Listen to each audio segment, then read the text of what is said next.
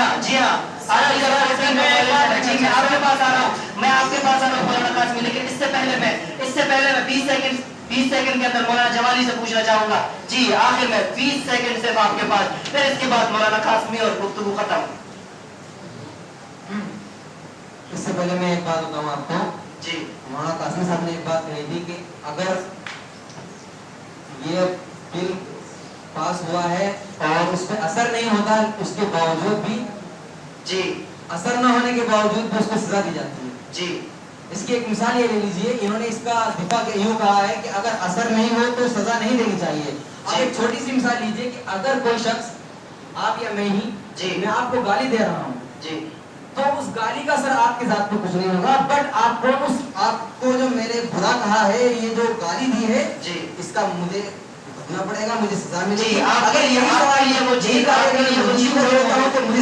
चीज जुर्म होगी और आखिर में आपके लिए वो चीज जुर्म होगी। लेकिन आखिर में हम चलते हैं फिर मौलाना कासमी के पास। जी मौलाना Qasmi, if you don't mind, I know you can't able to know what difference between how can you say I don't know how to speak. criminal issues and Maulana Qasmi sir, आपने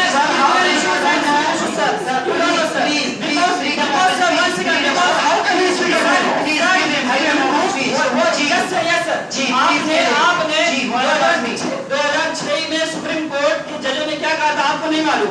कहा था एचके सीमा और आरबी रविंदर ने फैसला सुनाया था कि civil मामलात को क्रिमिनल नहीं बनाया जा सकता। जी।